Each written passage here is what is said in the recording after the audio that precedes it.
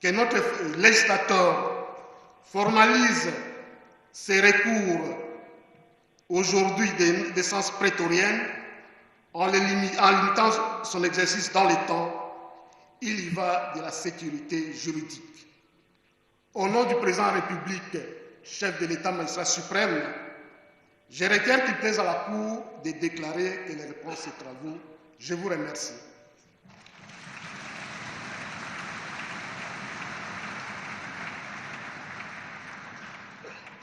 Merci beaucoup, Monsieur le procureur général, honorés collègues. Je bénis le Seigneur. Avant de donner mon propos, c'est comme si on s'était concerté avec les deux prédécesseurs sur le thème que je vais développer.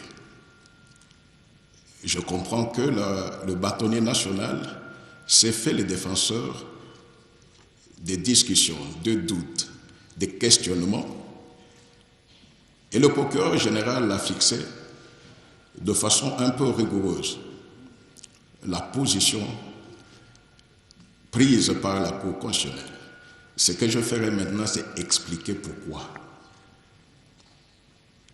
l'action du juge constitutionnel est totalement différente de l'action du juge judiciaire. Et c'est en cela que nous allons comprendre que le législateur en donna 3 ordres différents.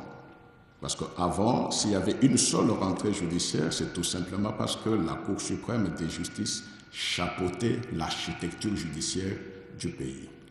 Aujourd'hui, nous avons 3 ordres différents. Il y a l'ordre judiciaire, avec à sa tête la Cour de cassation, l'ordre administratif, avec à sa tête le Conseil d'État, et l'ordre constitutionnel, qui n'est composé que de la Cour constitutionnelle. Ce qui fait que même l'unicité du ministère public ne vaut entre les 2 ordres.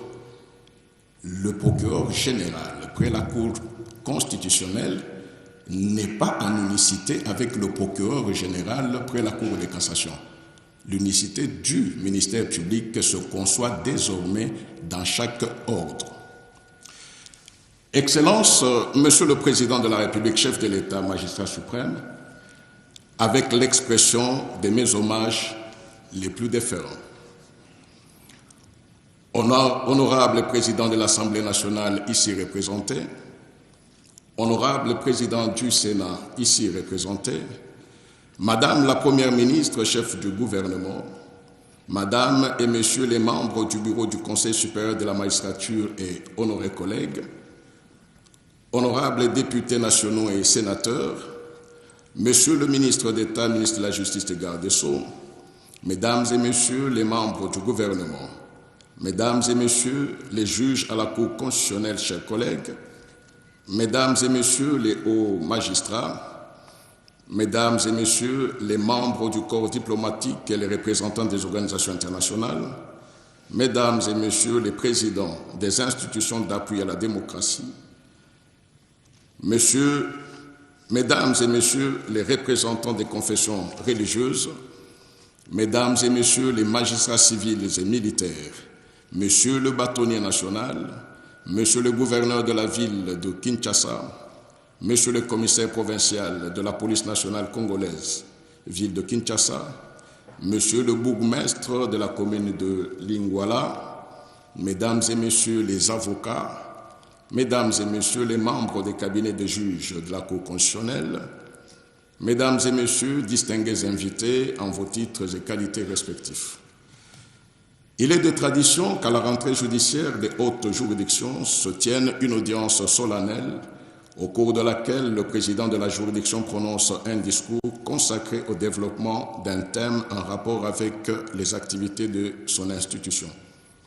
En ce qui concerne la Cour constitutionnelle, cette coutume est codifiée au travers de l'article 100, alinéa 3 de son règlement intérieur.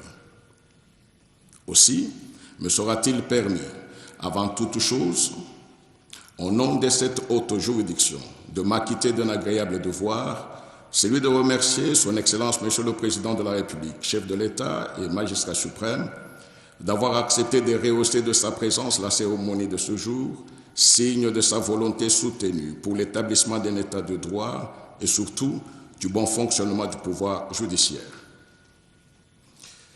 Excellence, Monsieur le Président de la République, Mesdames et Messieurs, à l'occasion de l'audience solennelle et publique de ce jour, j'ai choisi d'articuler mon propos sur le thème de la fonction de régulation de la Cour constitutionnelle.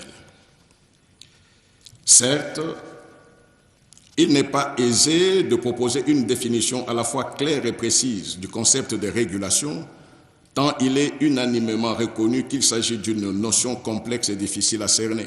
Néanmoins, selon Gérard Cornu, dans son vocabulaire juridique, la régulation désigne l'opération d'équilibrage d'un ensemble mouvant d'initiatives naturellement désordonnées par des interventions normalisatrices. Appréhendée dans le cadre de l'activité d'une juridiction constitutionnelle, la régulation tend à assurer un fonctionnement correct des institutions et de l'activité de pouvoir public, ainsi qu'à discipliner les acteurs publics. Son aspect important est de maintenir l'état de droit et de garantir la protection des valeurs démocratiques.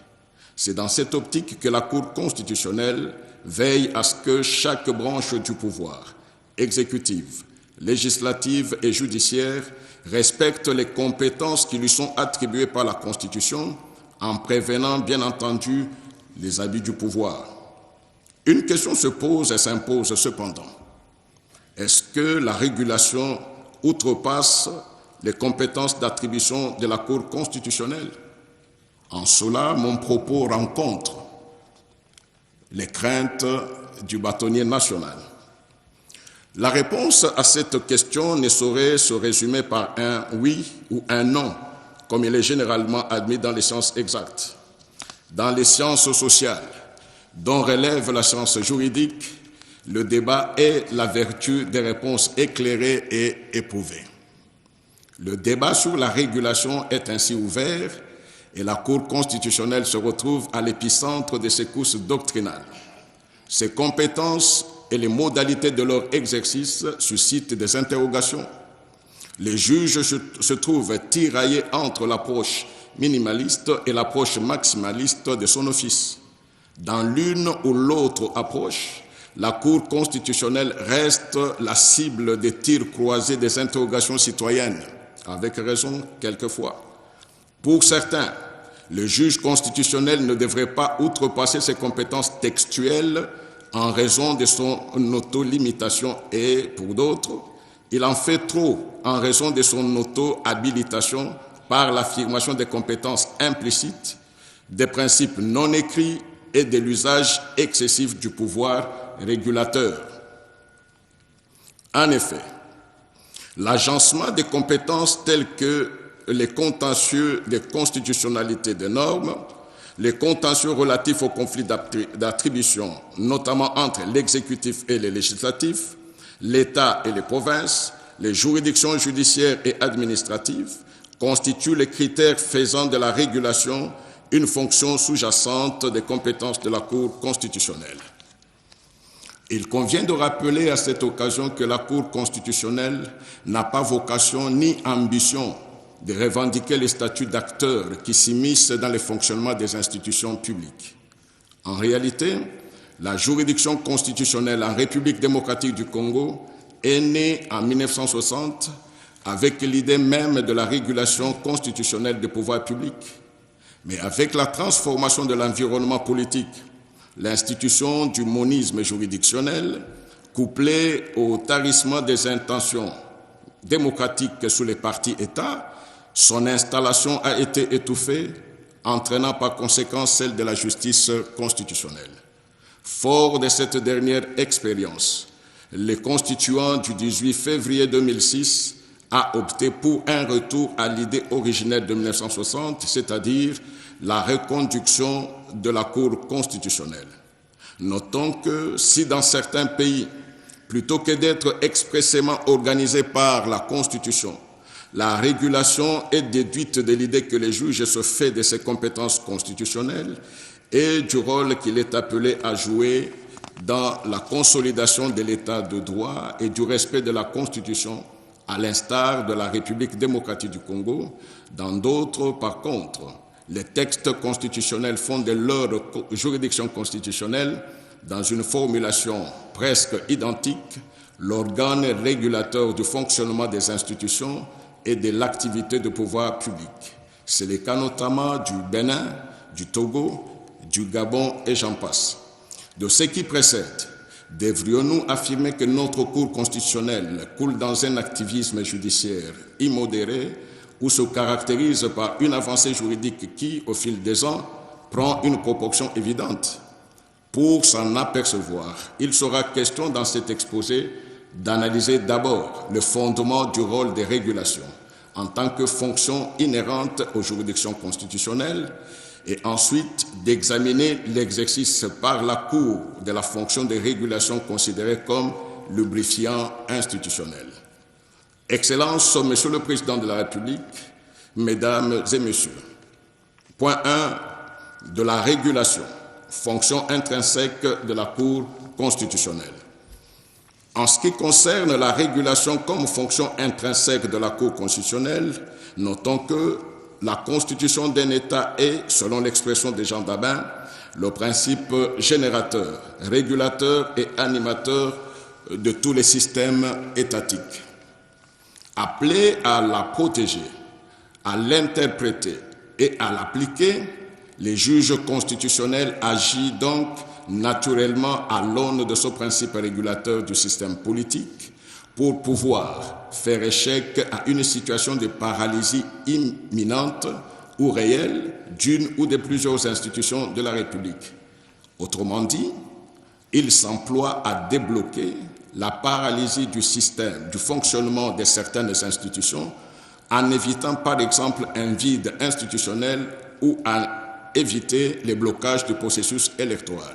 Il peut même sanctionner le comportement d'un acteur public considéré comme contraire à la Constitution et à enjoindre l'acteur en question à adopter un nouveau comportement conforme à la Constitution. Il s'ensuit donc que la fonction de la régulation est fondamentalement rattachée à l'action de toute cour constitutionnelle, car elle permet à cette dernière d'assurer l'équilibre entre les intérêts légaux ou légitimes par un arbitrage neutre, et ce, afin de garantir l'équilibre de pouvoir, le respect de la répartition constitutionnelle, des prérogatives entre les différents organes de l'État et, de surcroît, le fonctionnement régulé des différents pouvoirs et institutions de l'État. Dans cet ordre, la Cour constitutionnelle, à l'instar d'une orbite, maintient la stabilité gravitationnelle de toutes les institutions de la République autour du principe générateur, régulateur et animateur de tous les systèmes étatiques qu'est la Constitution. Elle a donc pour fin de maintenir en état et sans collision les systèmes institutionnels.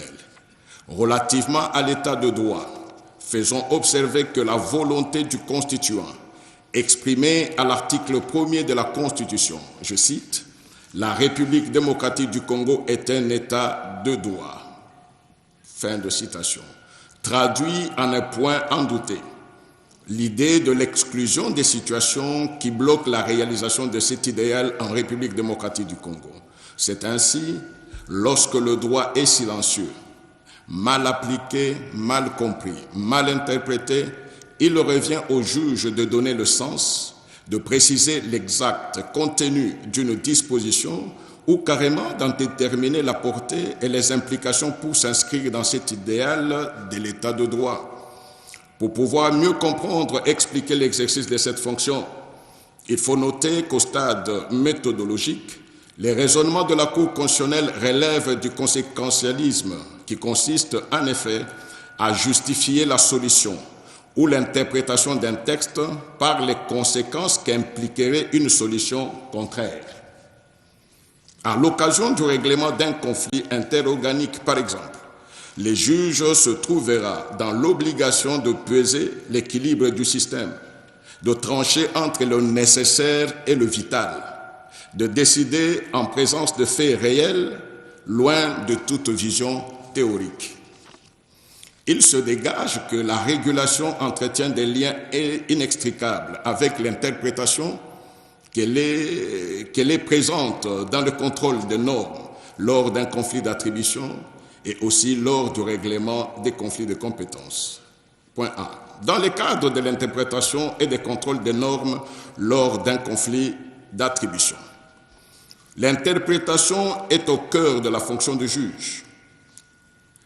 Il n'est autre chose qu'une opération intellectuelle inhérente à la fonction du jugement, un instrument obligé, nécessaire à l'exercice de la justice constitutionnelle. Pour y parvenir, les juges se réfèrent à deux outils d'interprétation qu'il ne faut pas confondre avec les méthodes d'interprétation. Ces outils d'interprétation sont l'interprétation comme acte de connaissance et l'interprétation comme acte de volonté.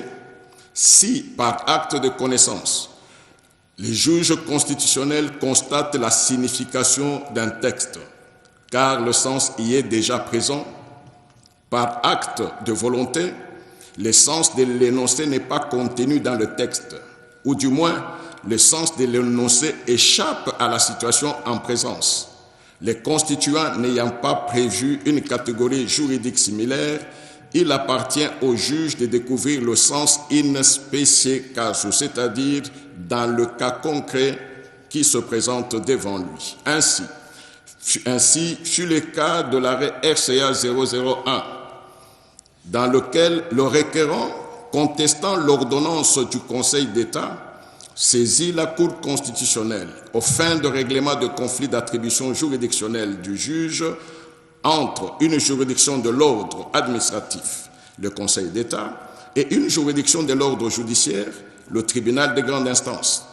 Examinant sa compétence, la Cour avait relevé qu'elle connaît en principe des recours contre les arrêts du Conseil d'État et de la Cour de cassation en matière de conflit de compétences. Toutefois, dans la poursuite de l'idéal de l'état de droit et de la protection des droits fondamentaux et libertés publiques découlant des articles 1er, 149 et 150 de la Constitution, elle note que l'expression « arrêt » infère à toute décision rendue par ces deux hautes juridictions tranchant la compétence matérielle et de nature à affecter la situation des parties.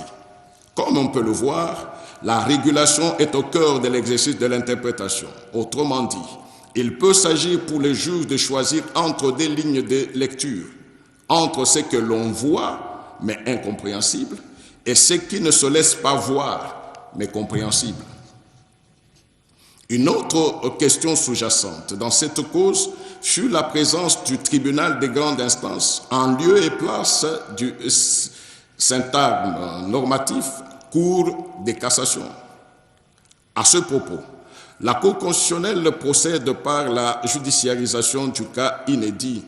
En effet, considérant d'une part qu'aucune autre juridiction en cas d'espèce n'aurait pu régler le différend, chaque partie ayant précédemment eu gain de cause, respectivement devant le juge administratif pour la demanderesse et devant le juge judiciaire pour les requérants, la Cour a subsumé les cas uniques. D'autre part, renvoyer les parties pour incompétence de la juridiction n'aurait été qu'un retour à la case départ ou mieux, un déni de justice. C'est cette compréhension qui prévaut dans la régulation, puisque le blocage des pouvoirs publics agit de manière à paralyser le fonctionnement des institutions. Dans pareille hypothèse, la Cour constitutionnelle vaut bien plus que régulateur des institutions et pouvoirs publics. Il est considéré comme garant de l'ensemble de l'ordre juridique, de l'équilibre constitutionnel et même gardien des droits fondamentaux. B. Dans le cadre du règlement des conflits de compétences. Une part importante de l'activité du juge constitutionnel consiste à résoudre des conflits essentiels à l'existence même de l'État. Tel est le cas des conflits susceptibles de naître entre l'État central et les provinces. Comme on le sait, la forme régionalisée de l'État congolais actuelle étant issue d'un compromis politique entre les tenants de l'État fédéral et ceux de l'État unitaire. Dès lors, la Cour est appelée à veiller à ce que ce consensus coulé dans le pacte social demeure en vue de préserver l'équilibre et la stabilité des institutions. Ce consensus se traduit pour l'État central par le principe de l'indivisibilité de la République et pour la province par le principe de la libre administration des provinces. Point 2, cas jurisprudentiel de la lubrification institutionnelle. La jurisprudence développée par la Cour a été provoquée par plusieurs situations, entre autres les silences de la Constitution, le risque de dépassement d'un délai de rigueur imposé par la Constitution et par la loi, soit la nécessité de la continuité de l'État, petit a. Le silence de la loi, c'est-à-dire le silence sur un point de la vie sociale, laissant libre cours à diverses interprétations. Ce silence se traduit par un vide constitutionnel tellement évident qu'il s'est avéré nécessaire de faire intervenir le juge constitutionnel. Parce que dans la vie sociale, il arrive des situations qui ne trouvent pas malheureusement leur assise ou répondant dans notre Constitution. Et c'est dans ce cas-là que le juge constitutionnel doit intervenir pour éviter l'immobilisme. Sous les heures const 1438 du 15 décembre 2020, agissant par le président du bureau d'âge, l'Assemblée nationale saisit la Cour constitutionnelle pour solliciter d'elle la prorogation de son mandat et son habilitation à poser des actes de gestion courante pendant cette période. Rappelons que le mandat du bureau d'âge de l'Assemblée nationale, arrivant à terme à la fin de la session ordinaire de décembre 2020, et ne pouvait être prorogé. Précédemment, le bureau définitif fut l'objet de destitution par pétition. Celle-ci s'examinant individuellement, restait en examen la pétition dirigée contre les questeurs. En effet, conformément au droit parlementaire congolais, le régime juridique du bureau provisoire est prévu par la Constitution aux articles 114 et 116, complétés utilement par le règlement intérieur de la Chambre. Ainsi, les missions et compétences du bureau provisoire ne peuvent excéder celles prévues à l'ordre du jour. Il dispose en réalité d'une compétence liée, ne pouvant permettre ni de proposer une question nouvelle à l'Assemblée plénière en vue de l'inscrire à l'ordre du jour, ni de proroger ou convoquer une nouvelle session, et encore moins gérer les affaires courantes de la Chambre. Or, le bureau d'âge est arrivé ou était arrivé en fin session sans épuiser l'ordre du jour. Que devait-il faire? Comme souligné précédemment, la survenance des situations exceptionnelles échappant aux constituants ou aux législateurs ne saurait échapper aussi aux juges. Si les constituants ou les législateurs ne les a pas vus venir, les juges, lui, les voient naître et grandir, d'où il doit y apporter solution. Il doit ainsi assurer sa responsabilité de veiller au bon fonctionnement du pouvoir public.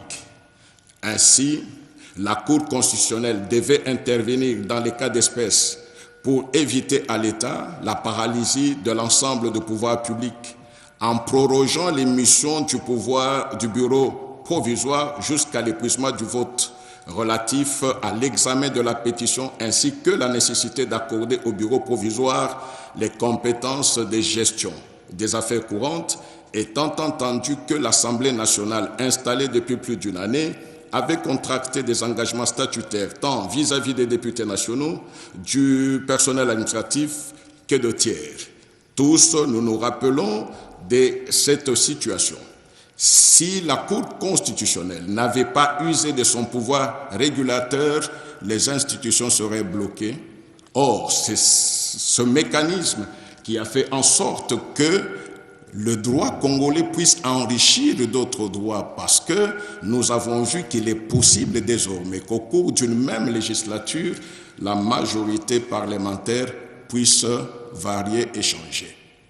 Aujourd'hui, si nous avons les institutions, nous avons l'Assemblée nationale, c'est parce qu'en ce temps-là, en 2020, la Cour constitutionnelle, avec courage et nationalisme, avait fait usage de son pouvoir régulateur et il est sorti de toutes les doctrines en se basant sur les cas concrets et non sur les théories.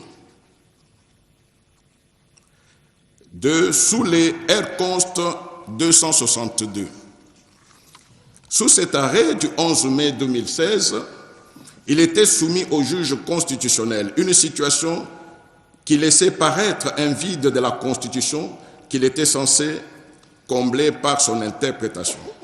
Il s'agissait de savoir si l'article 70 de la Constitution permettait au président de la République de rester en fonction après la fin de son mandat si les élections n'étaient pas organisées. Prenant en compte les silences de la Constitution constatés au regard des faits soumis à son appréciation, le juge a décidé d'apporter définitivement une solution tendant à résoudre ce problème en indiquant que tant qu'il n'y avait pas élection, le mandat du président de la République continuait pour éviter le vide institutionnel. Petit b. Le risque de dépassement d'un délai de rigueur imposé par la Constitution et par la loi. Sous R-Const 37/TSR. Dans cette cause, la Commission électorale indépendante venait d'organiser le premier tour du scrutin présidentiel, mais butée à un cas de force majeure, elle a fait savoir à la Cour qu'elle était dans l'impossibilité d'organiser le second tour dans les délais de 15 jours, tel que prévu par l'article 71 de la Constitution, d'où sa demande de prorogation de délai. Dans sa requête, elle a rappelé qu'aucune disposition de la Constitution n'avait prévu des mesures à prendre en cas de force majeure, qui l'obligerait à proroger les délais d'organisation du scrutin là où les constituants les avaient formellement fixés. Réagissant, la Cour accéda favorablement à la demande, jouant ainsi son rôle naturel de régulateur de l'activité de pouvoir public et la machine étatique pouvait continuer à bien fonctionner. Petit 2, sous R-Const 1640, du 8 octobre 2021, agissant par son président, l'Assemblée nationale saisit la Cour constitutionnelle en date du 17 août 2021 aux fins de l'interprétation de l'article 211 de la Constitution, des articles 12 et 53 bis de la loi organique relative à l'organisation et fonctionnement de la Commission électorale nationale indépendante, CNI. Outre cette demande, elle sollicita d'être relevée de la déchéance encourue du fait de la force majeure empêchant l'installation des organes de la CENI par elle dans les délais impartis par la loi. En effet, l'Assemblée nationale demanda à la Cour constitutionnelle de faire constater les contraintes l'empêchant d'entériner dans le délai les membres de la CENI désignés par différentes composantes, ainsi que son relèvement de la déchéance en lui accordant la possibilité de poursuivre le processus de désignation en cours au-delà du délai fixé par la loi et ce, en statuant dans ce cas en vertu de son pouvoir de régulateur de l'activité de pouvoir public. Force fut de constater que le délai si haut évoqué n'avait pas pu être respecté, du moins suivant l'interprétation de l'Assemblée nationale, buté à un obstacle de force majeure, l'empêchant dès lors de poursuivre le processus d'entérinement des animateurs de la CENI. Cette dernière s'étant trouvée au point mort, elle avait craint que la continuation du processus dans ces circonstances entache la régularité du processus en rendant celui-ci annulable sur le plan du droit et sujet à des critiques acerbes au plan politique. L'intervention de la Cour constitutionnelle s'interprète dans pareilles circonstances comme bouée de sauvetage pour la République, par le fait que l'inactivité de l'Assemblée nationale aurait eu pour conséquence la non-tenue des élections dans le délai, entraînant une autre conséquence fâcheuse, celle de la remise en question de la légitimité de toutes les autres institutions de la République à dimension électorale. Point C. La nécessité de la continuité de l'État. Sous R-Const 55/TSR du 27 août 2017, sur requête de la Commission électorale indépendante, CEI en cycle, la Cour suprême de justice était sollicitée pour se prononcer sur la validité de l'existence de cette institution. En effet, la Constitution de la transition du 4 avril 2003 prévoyait l'existence de quelques institutions d'appui à la démocratie, dont la Commission électorale indépendante, qui devait être dissoute de plein droit après l'adoption de son rapport général sur les dernières élections, et ce, conformément à l'article 39 de cette Constitution. Dans l'entretemps, non seulement que ces élections générales n'ont pas eu lieu durant la période de transition, mais aussi il y a eu l'avènement de la Constitution du 18 février 2006 qui, en son article 222, a disposé que les institutions d'appui à la démocratie sont dissoutes de plein droit.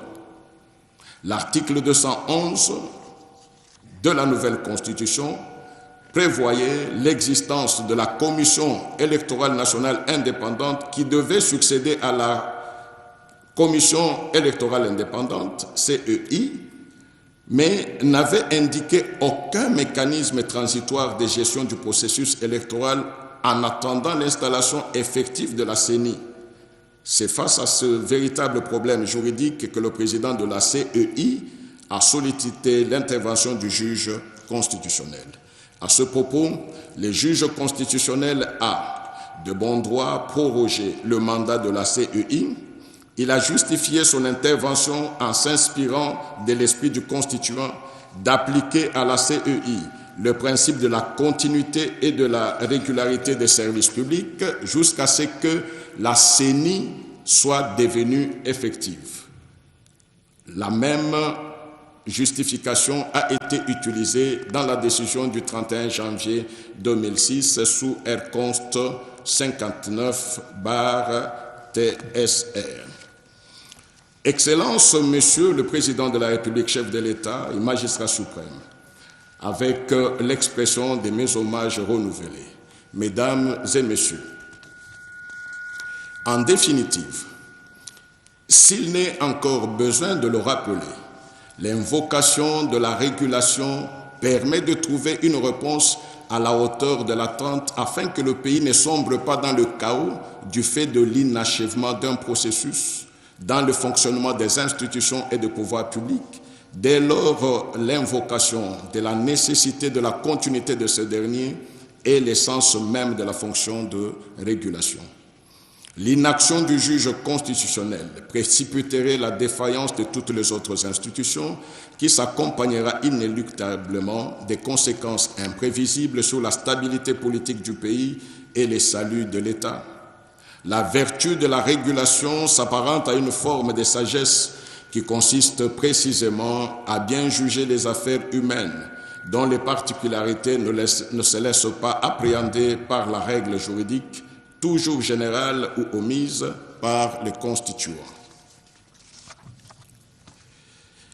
Il appartient dès lors au législateur de tenir compte des différentes évolutions jurisprudentielles de la Cour constitutionnelle dans son activité législative afin de corriger les carences relevées et ainsi adapter notre Constitution à l'évolution sociale, politique et institutionnelle concrète. Et ce faisant, la paix sociale et institutionnelle sera garantie et sécurisée. C'est sur ce propos d'espoir que nous invitons et implorons le législateur à ne pas négliger l'acte de codification afin que notre arsenal juridique et législatif soit ramené à la dimension actuelle. Que vive la République démocratique du Congo, que vive le pouvoir judiciaire, que vive la Cour constitutionnelle. Je déclare ouverte l'année judiciaire de la Cour constitutionnelle pour l'exercice 2025-2026. Je vous remercie. Mesdames et messieurs, le président de la Cour constitutionnelle, Dieudonné Kamboulet Tabadibanga, a donc fini son discours.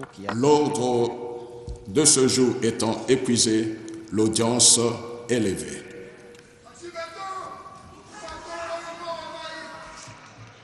Excellences, Monsieur le Président de la République, chef de l'État, magistrat suprême, ainsi prend fin la cérémonie de ce jour.